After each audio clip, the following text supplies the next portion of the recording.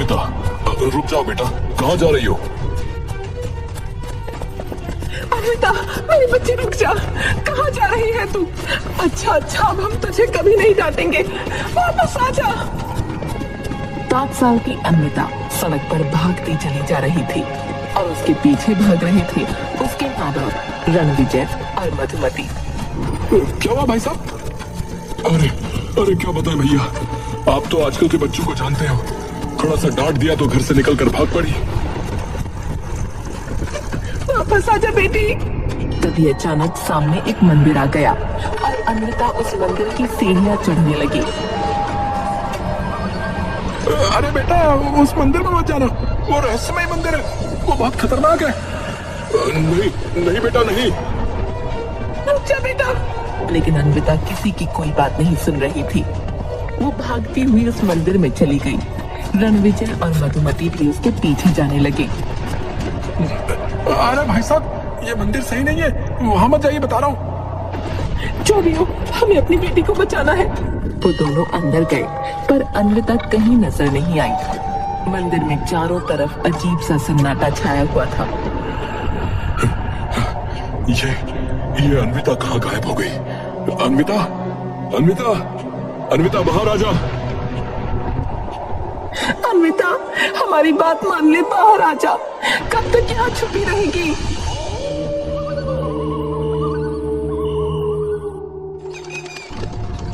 पूरी रात निकल गई और सुबह हो गई, पर अन्विता का कोई अता पता नहीं चला।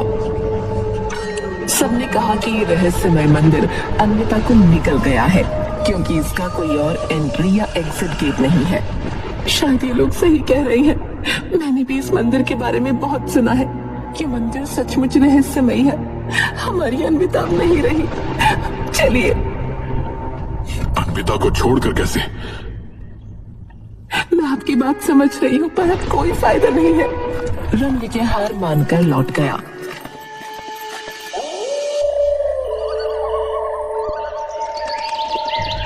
और 20 साल बीत गए। आज रणविजय और मधुमती अपनी छोटी बेटी सिया के साथ एक अच्छा जीवन जी रहे थे, लेकिन अन्विता को लेकर उनके दिल में अभी भी एक बेचैनी थी। उनका घर बहुत बड़ा था। उन्होंने अपने घर के आधे हिस्से में अनाथालय बना लिया था। इसके लिए सब लोग उनकी बहुत तारीफ करते थे। अरे भाई साहब, आपने तो बहुत नेक काम किया है। अनाथालय बनाकर आपने समाज में बहुत बड़ा योगदान दिया भाई साहब। मेरी बड़ी बेटी अन्विता जब खो गई थी, तब मेरे दिल में एक खालीपन रह गया था।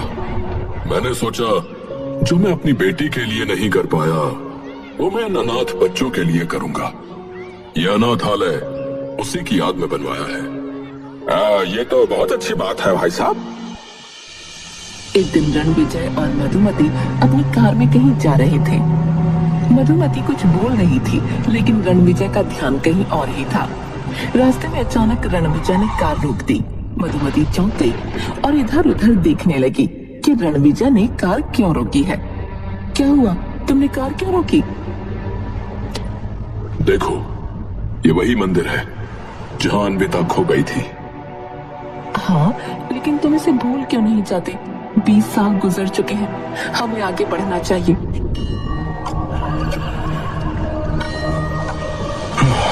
मैं जानता हूँ मधुमती, पर न जाने क्यों मुझे ऐसा लगता है कि इस मंदिर के अंदर अभी भी कुछ रहस्य छिपा है। चलो एक बार फिर से अंदर चलते हैं, शायद इस बार हमें कुछ मिले, कोई जवाब। रणविजय, तुम इस बारे में बहुत ज्यादा सोचते हो। हमें इस बात को पीछे छोड़ देना चाहिए। अन्विता को खोए हुए 20 साल हो गए हैं। क्या तुम्हें नहीं लगता कि अब आगे बढ़ने का समय आ गया है? तुम ठीक कहती हो, लेकिन क्या पता हमें उस दिन कुछ नजर न आया हो जो आज दिखाई दे जाए। क्या तुम मेरे साथ चलोगी?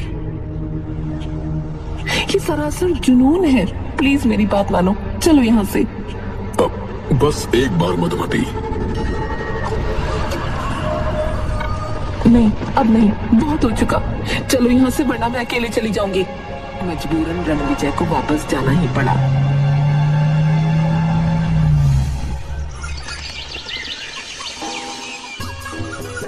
दिन सिया की दोस्त रवीना उसके घर आई हुई थी। दोनों बैठकर हंसते मुस्कुराते हुए बातें कर रही थी। घर का माहौल खुशनुमा था और उनकी मस्ती मजाक से घर गूंज रहा था। सिया, तुम्हारा घर तो बहुत बड़ा है और ये अनाथालय, कितना अच्छा काम किया है तुम्हारे पापा ने। हाँ पापा हमेशा से ही बड़े दिल के रहे हैं। ओहो, अच्छी बात है। दोनों हंसते हुए अपने बचपन के किस्से याद कर रही थीं।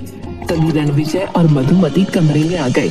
सिया एक्साइटेड होकर रवीना को अपने माता पिता से मिलाने के लिए खड़ी हुई। मम्मी पापा, ये रवीना है, मेरी बेस्ट फ्रेंड। नमस्ते आंटी, नमस्ते अंकल। अरे नमस्ते बेटा, सिया से बहुत सुना है तुम्हारे बारे में। तो तुम ही हो जिसकी बातें घर में रोज होती हैं।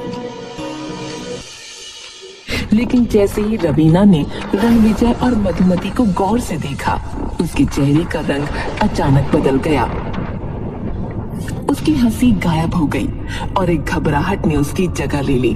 उसने बिना कुछ कहे दरवाजे की तरफ देखा और फिर अचानक बाहर की ओर भाग गई। अरे रवीना, कहाँ जा रही हो? रणविजय और मधुमती भी हैरान रह गए। वो एक दूसरे को देखने लगे। सिया तुरंत रवीना को रोकने के लिए उसके पीछे भागी। रवीना बिना रुके घर से बाहर भागती चली गई।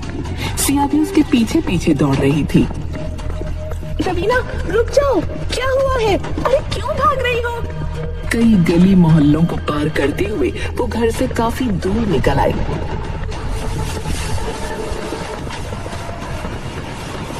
सिया ने आखिरकार रवीना को एक सुनसान जगह पर रोक लिया। रवीना, क्या हुआ है? तुम अचानक क्यों भाग गई? रवीना के चेहरे पर डर और घबराहट साफ झलक रही थी। वो कुछ देर तक चुप रही और फिर बोली, सिया, जो मैं कहने वाली हूँ वो तुम किसी से नहीं कहोगी, वादा करो। क्या बात है रवीना? मैं वादा करती हूँ, तुम बताओ तो सही। सिया, मैं रवीना नहीं हूँ, मेरा असली नाम अन्विता है। वही अन्विता जो बचपन में उस रहस्यमय मंदिर में खो गई थी। सिया ये सुनकर चौंक गई। उसकी आंखों में हैरानी और खुशी के आंसू एक साथ झलक आए। क्या तुम अन्विता हो? लेकिन तुम बची कैसी? और तुम घर से क्यों भाग रही हो? मैं इस घर को भूल गई थी, इसलिए यहाँ चली आई, मुझसे गलती हो गई। ये कहकर वो वहाँ से भाग गई और सिया उसकी ओर देखती रह गई। उसकी आंखों में सवाल और उलझन थे, लेकिन वो उसे रोक न पाई। सिया जब घर वापस आई तो रणविजय और मधुमती बेसब्री से उसका इंतजार कर रहे थे। जैसे ही सिया घर में दाखिल हुई, दोनों ने उसे घेर लिया। सिया, रवीना अचानक भाग क्यों गई? क्या हुआ था? बेटा, हमें बताओ क्या बात है? सिया ने एक पल के लिए सोचा, लेकिन फिर उसने चुप रहने का फैसला किया। वो अपने वादे को निभाना चाहती थी। मम्मी पापा, मुझे कुछ नहीं पता, रवीना बस यूं ही भाग गई थी। सिया, झूठ मत बोलो, हम तुम्हारे माता पिता हैं, हमें सच बताओ। बेटा, हम तुम्हें कुछ नहीं कहेंगे, बस हमें बता दो कि क्या हुआ था। लेकिन सिया ने सिर झुका लिया और चुप रही। रणविजय ने उसके कंधे पर हाथ रखा और गुस्से में उसे हिलाया। सिया, अगर तुम हमें सच नहीं बताओगी तो ये तुम्हारे लिए अच्छा नहीं होगा। बताओ क्या हुआ था? पापा, मैंने रवीना से वादा किया था कि मैं किसी को कुछ नहीं बताऊंगी। रणविजय का गुस्सा बढ़ता जा रहा था। उसने सिया को जोर से पकड़ा और उसे झकझोरते हुए डांटने लगा। सिया, अब और नहीं, हमें सब कुछ बताओ, वरना। पापा, रवीना, असल में वो रवीना नहीं है, वो अन्विता है। वही अन्विता जो बचपन में उस रहस्यमय मंदिर में खो गई थी। सिया के मुंह से ये सुनते ही रणविजय और मधुमती के होश उड़ गए। उन्हें अपने कानों पर यकीन ही नहीं हुआ। दोनों के चेहरे लाल पड़ गए। क्या अन्विता, हमारी अन्विता जिंदा है? सिया, हमें उसका पता दो, हमें उसे ढूंढना होगा। सिया ने अन्विता के घर का पता दे दिया। रणविजय और मधुमती तुरंत उसे ढूंढने के लिए निकल पड़े और सिया भी उनके पीछे पीछे गई।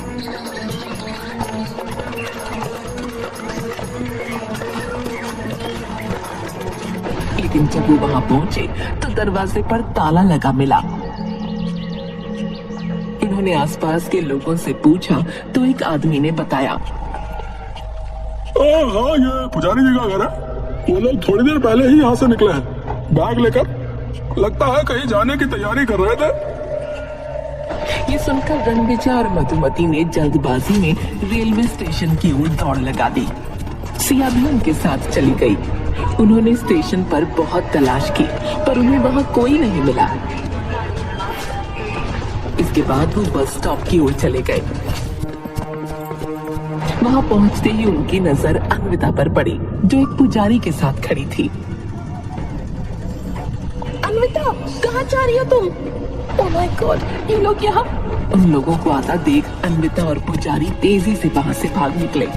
रणविजय और उसके परिवार ने उनका पीछा जारी रखा और भागते भागते वो लोग एक बार फिर उसी रहस्यमयी मंदिर में पहुंच गए। लौट घूमकर आखिर हम वहीं आ गए। अन्विता और पुजारी मंदिर के अंदर गए और देखते ही देखते गायब हो गए।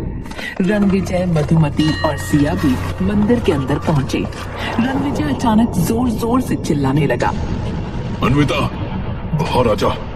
इस बार मैं तुझे नहीं जाने दूंगा। सुन रही है तू?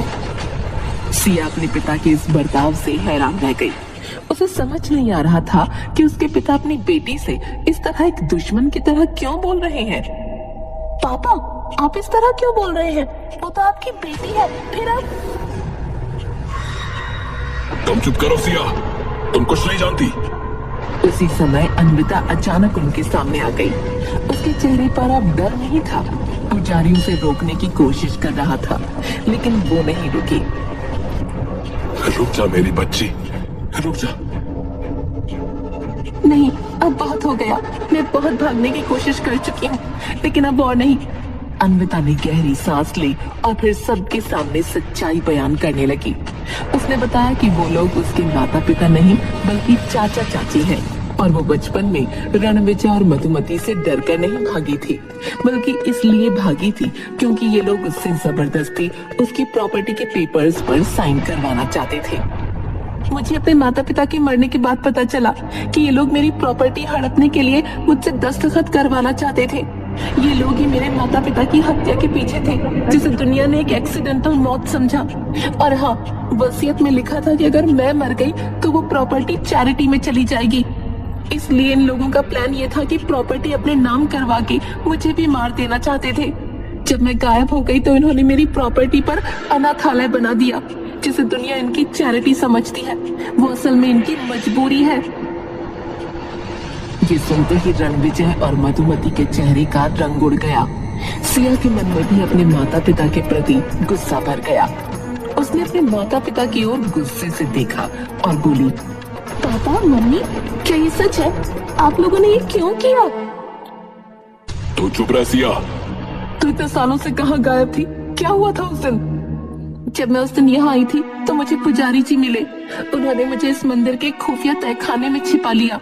ये मंदिर अपनी रहस्यमयी कहानियों के लिए मशहूर था, इसलिए लोगों ने मान लिया कि मंदिर मुझे निगल चुका है, लेकिन असल में इस मंदिर में ऐसा कुछ भी नहीं है। भगवान की कृपा थी कि उस दौरान मैं यहाँ पूजा करने आता था। इतना सुनते ही रणविजय का चेहरा तमतमा गया। उसने अपनी बंदूक निकालकर सबको पीछे हटने को कहा।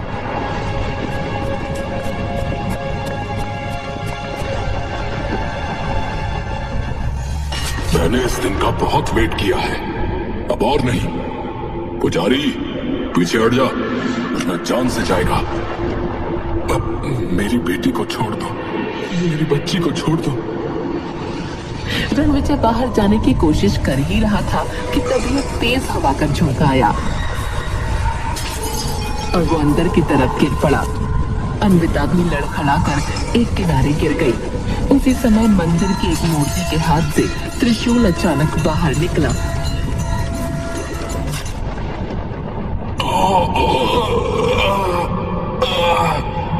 रणविजय, तो ठीक तो है अन्विता? हाँ, मैं ठीक हूँ। जल्दी चलो यहाँ से। अब डरने की और भागने की जरूरत नहीं है। मैंने पुलिस को फोन कर दिया है। पुलिस मौके पर पहुंची और रणविजय और मधुमती को गिरफ्तार कर लिया। मैंने गलत कहा था कि ये मंदिर रहस्यमय नहीं है। ये मंदिर बिल्कुल रहस्यमय है। इसने पिछली बार भी मुझे बचाया था और इस बार भी बचाया। बिल्कुल सही कहा तूने। इसके बाद अन्विता पुजारी के साथ अपने असली घर की ओर लौट गई, जहां उसका बचपन खो गया था।